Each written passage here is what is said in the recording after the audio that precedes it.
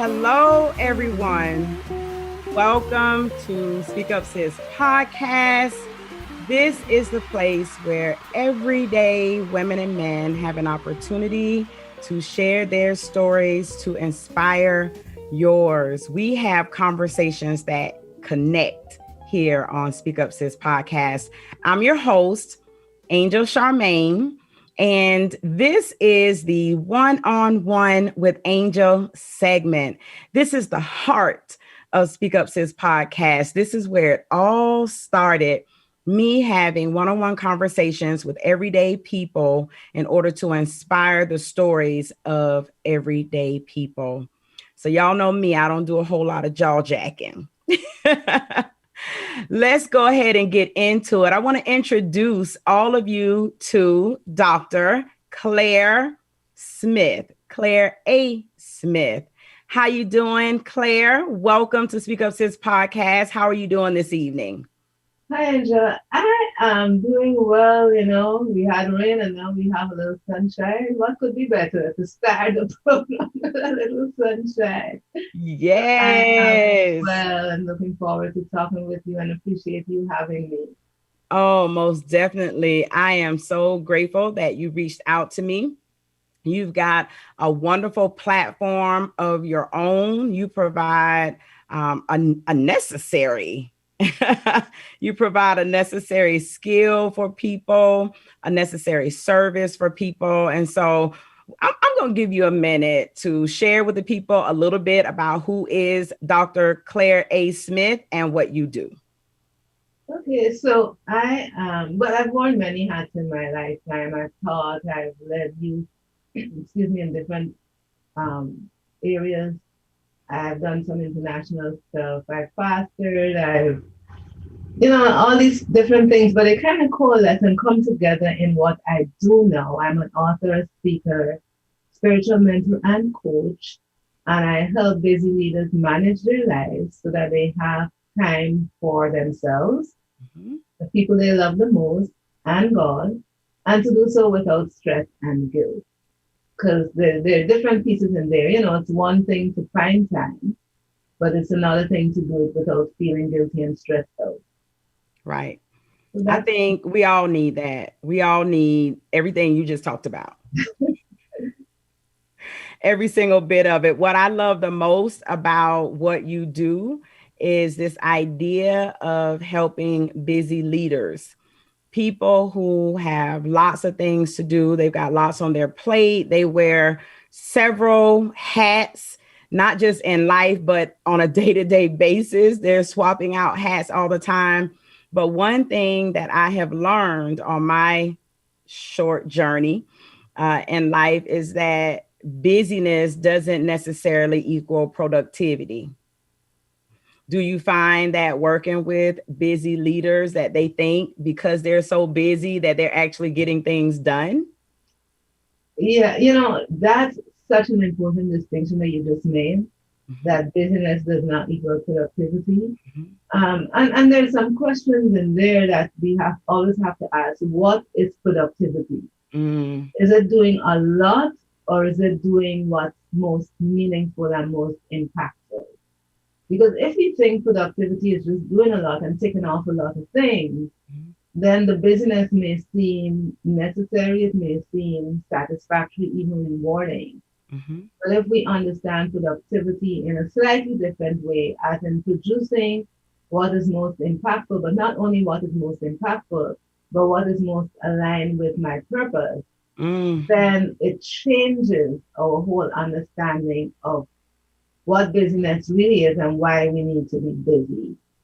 And, I've had to make the journey from busyness for busyness for being busy. And because that's all I knew to do. Right. And that's all I thought I was supposed to do.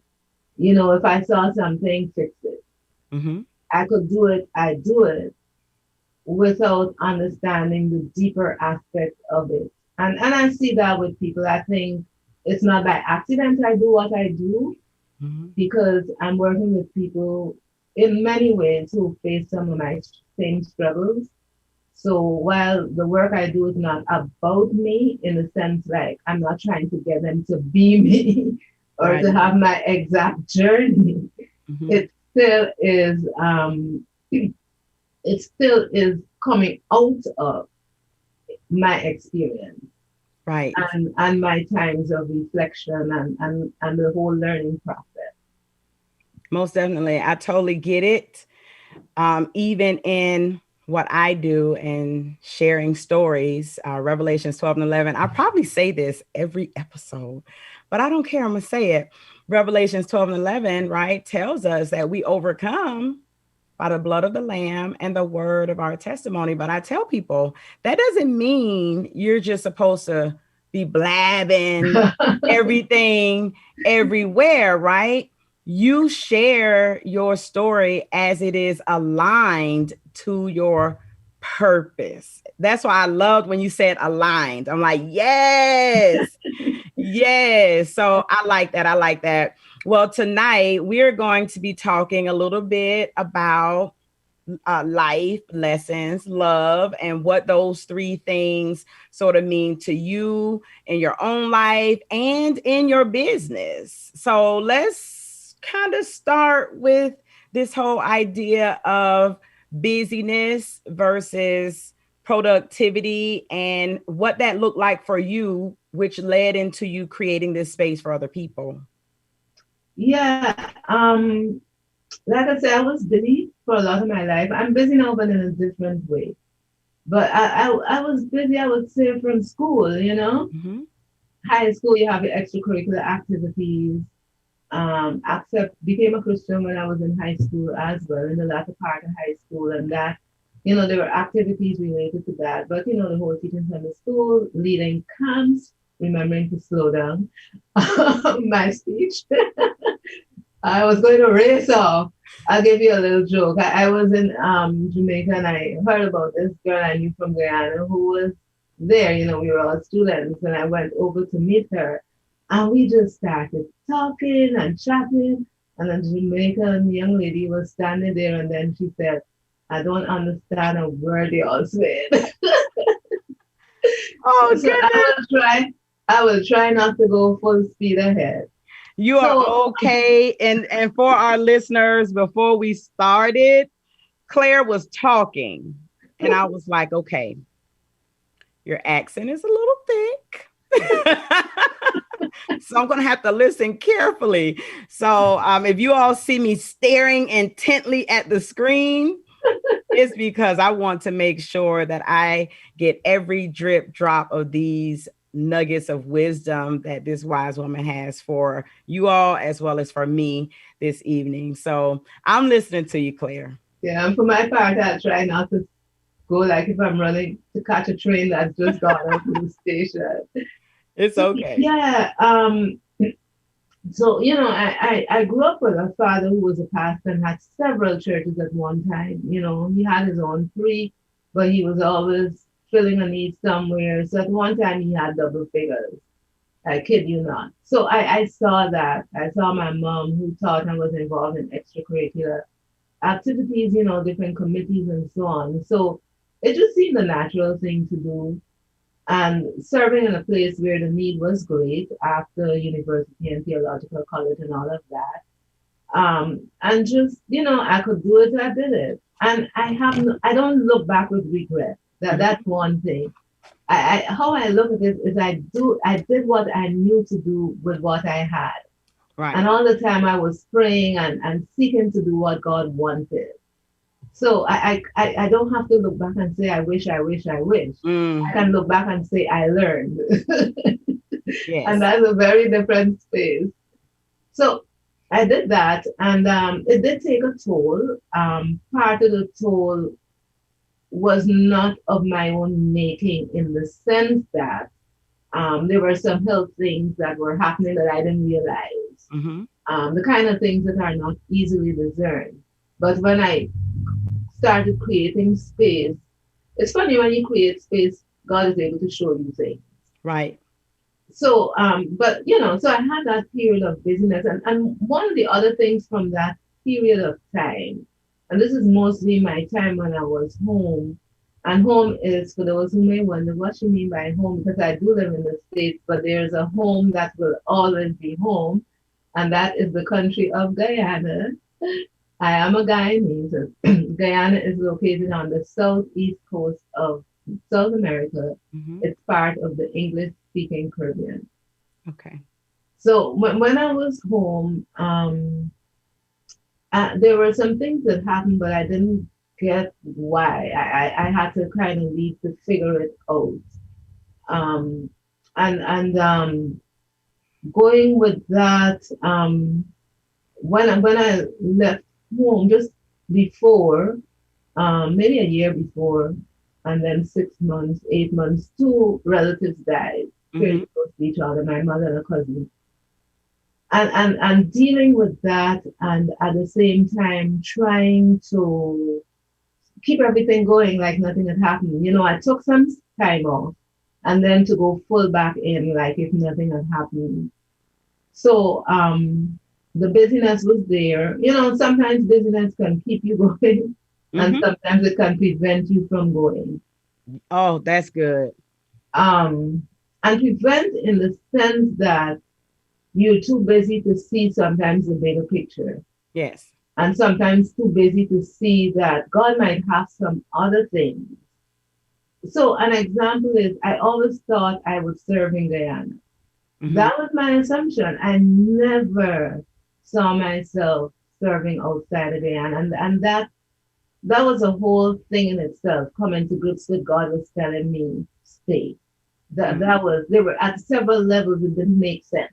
Right. But one of the things we learn in the journey is that God's sense is not our sense, Mm. right? God's logic is not our logic. Yes.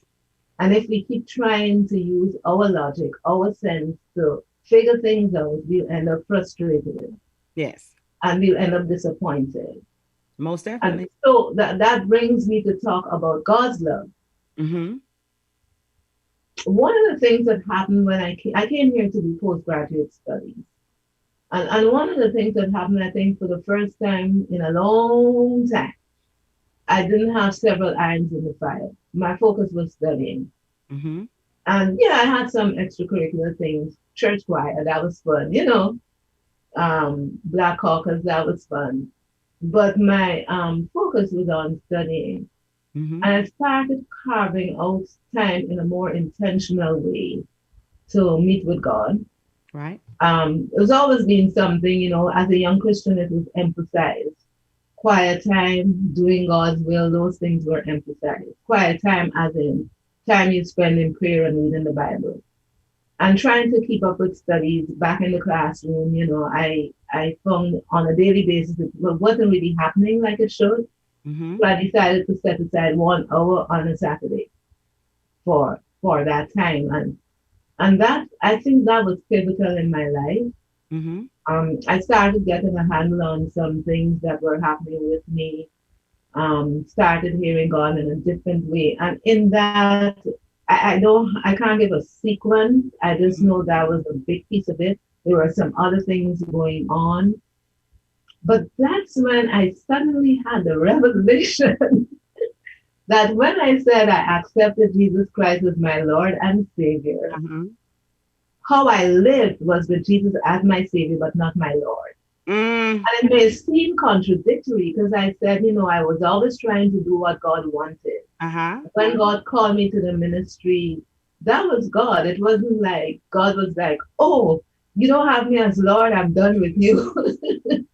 It was never any of that. God was still my God, my guide, my everything. Mm-hmm. But with that revelation, with that understanding and that real surrender, Right.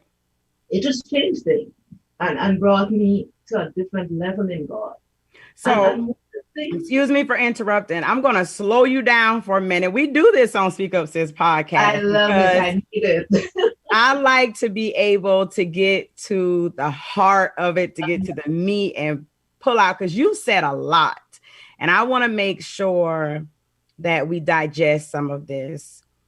It sounds like I heard you say that getting to a place where you had to slow down, where you had to carve out time to be still, that was a pivotal moment in your life Yeah. in this transition from being busy to learning how to allow God to lead you and for you to follow, right?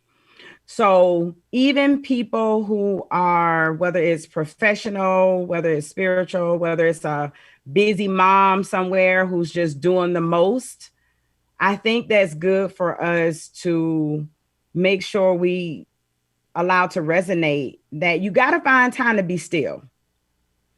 It and it doesn't sound like it's productive. It doesn't sound like it makes sense. I remember in my first book, Speak with Sheep, One Woman, 10 Truths, there's a part in the book where I talk about running because I was a runner. Like, and I don't mean marathons. I mean in life. Okay. I'm And about so, to be totally impressed and ask you what distance. Okay. well, I run. Well, I run. I did 5Ks and 10Ks, but no marathons.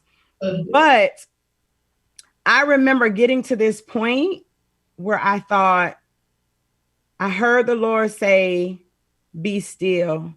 And I thought, well, how can I get anything done if I'm being still? How can I go if I'm being still? What does that even mean?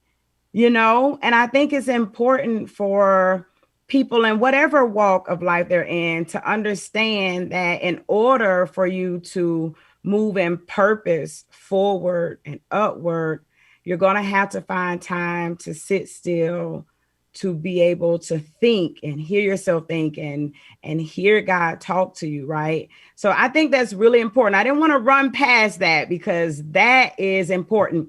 I also wanted to ask you before you continue, do you see more women who have this issue of being busy, or do you see more men who find it difficult to slow it down, or is it about the same? Yeah, I think it's different types of busyness.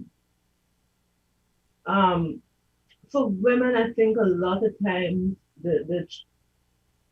okay, men are involved in their children's lives Mm-hmm. increasingly, but I think women feel they have to. It depends on different stages. A single woman tends to be busy in a different way. Mm-hmm. It's like doing a lot of things and maybe working more because there's less family to cater for. Right. So that's their trap. And for me as a single woman, in that, even though, there's nobody coming to say, oh, it's dinner time, what we having for dinner, Right. you can just keep going. So that's the type of thing that happens, I think, with single women and possibly men. With women with children, it tends to be trying to do and be everything and be mom. Mm. That's where I see it. With men, they too can get immersed in the work. And while there is a thought that they're more likely to take time out maybe for recreation and stuff, Uh-huh. it doesn't mean they're taking time out to be still. Gotcha. They still have to be reminded to take that time for self to be still. So because you went there, we're going to go there. Is there a difference between recreation and being still? Because I think sometimes people are like, I'm just going to go on vacay and I'm just going to like get away. But is going on vacation synonymous with being still? Not if you fill the vacation with every conceivable thing and take all the pictures you could take and then come back and say, I had a wonderful time and I'm tired. Right away, that's out the door. So you could go on vacation and be still. I mean, I remember when I was with a friend in Grand Cayman, when they went out during the day, I used to go to they were on the seaside. And I wrote one of my best pieces there, God of the Seas. And another thing that was happening in that phase, the post-grad phase, I was doing a lot of writing. I was just writing stuff that had been in me for a long time. I had that space to write. Right. And processing my mother's death, processing a lot of stuff. I did it then. And that's what the space allows us to do. It allows us to process. Mm-hmm.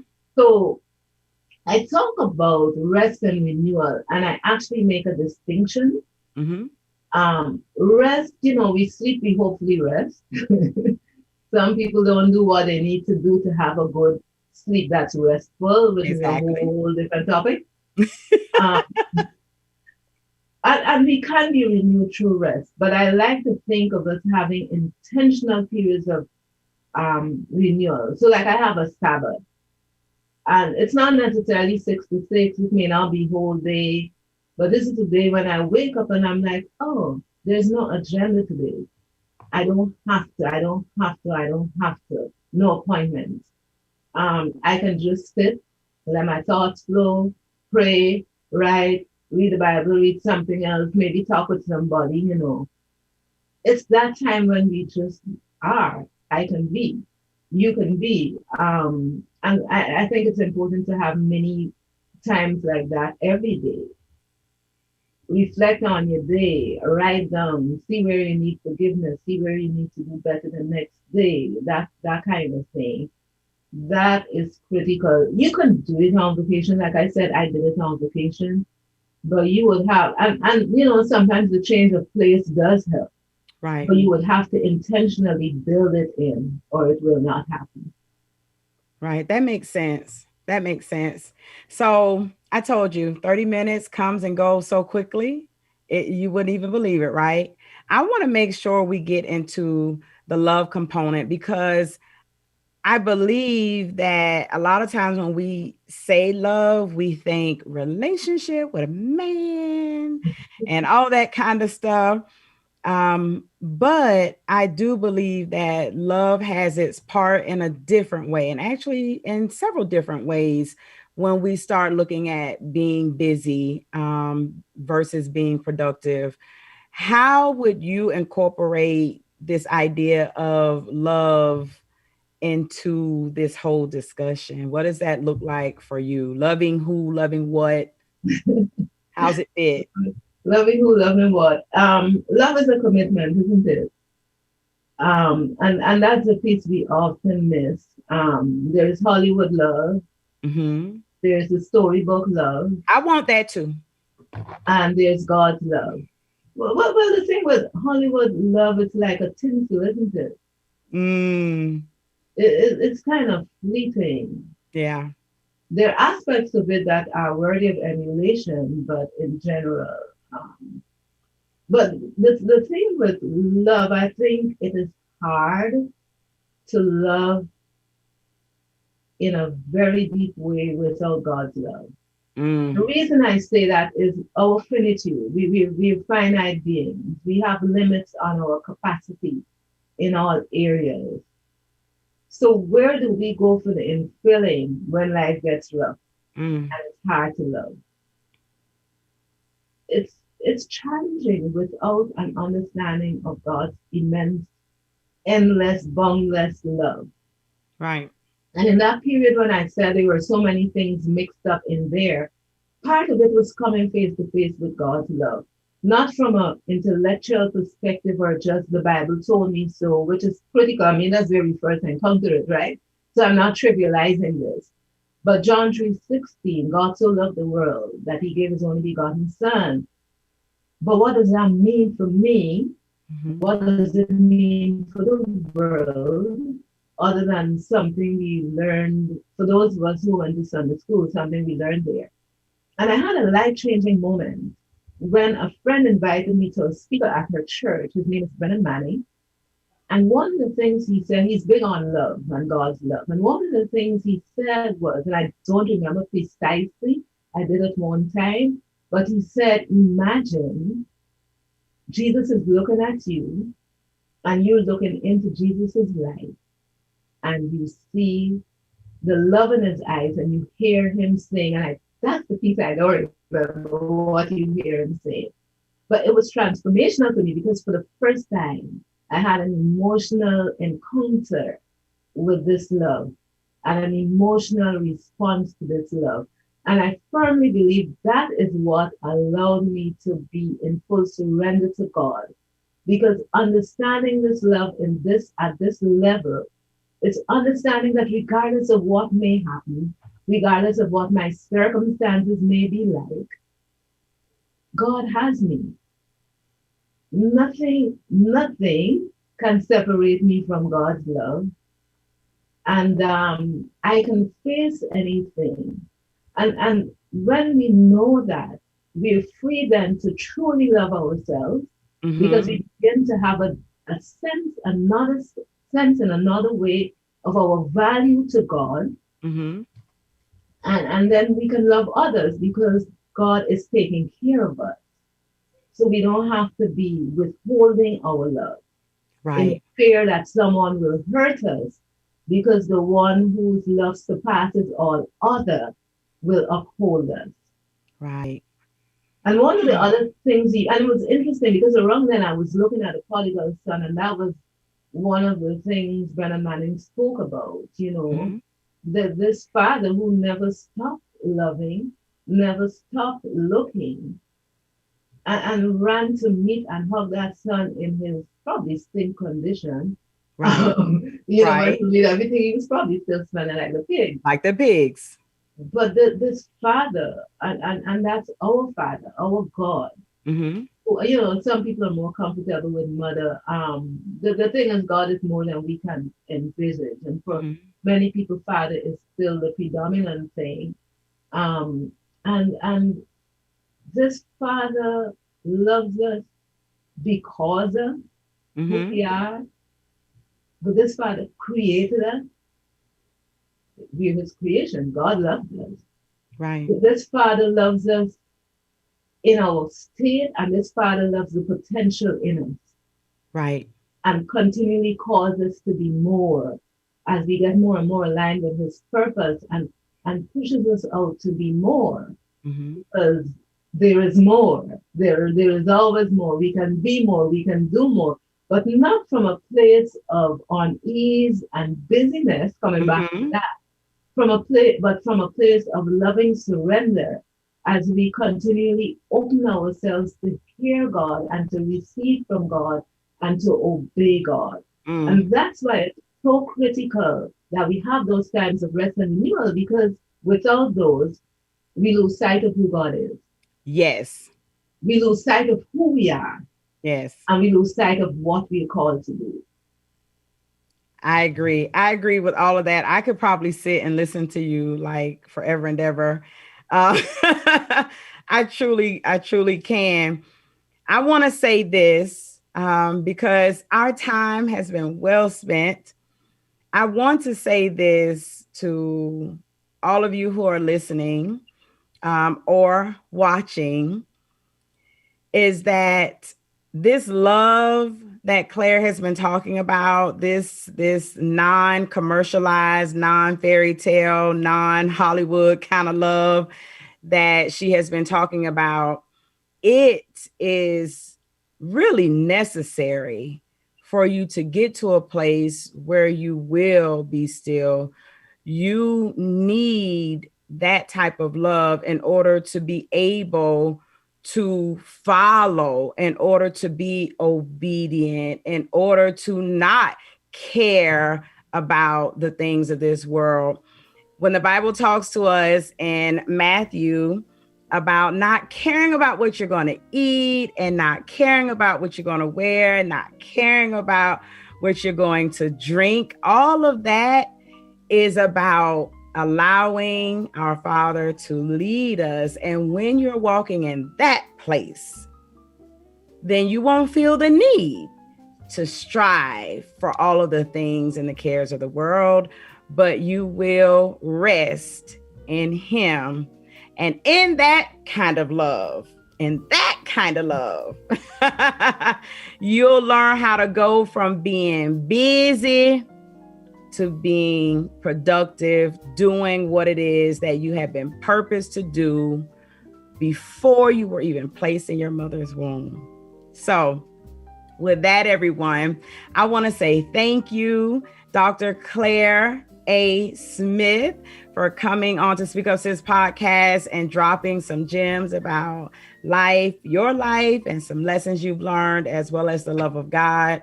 I appreciate you. Before we leave, will you please give the people your contact information? How can they access you? Okay. One quick thing. The place God puts us in is always a spacious place. Just the space in all kinds of the meaning. So you can reach me at the website livingstressedout.com. livingstressedout.com. I was going to give my number, but then I remember. Info at ClaireAnnSmith.com. And I will ask Angel to just say ClaireAnnSmith.com, because your accent is going to say it in a different way from mine. I think it'll be clearer when you say info at ClaireAnnSmith.com. Gotcha.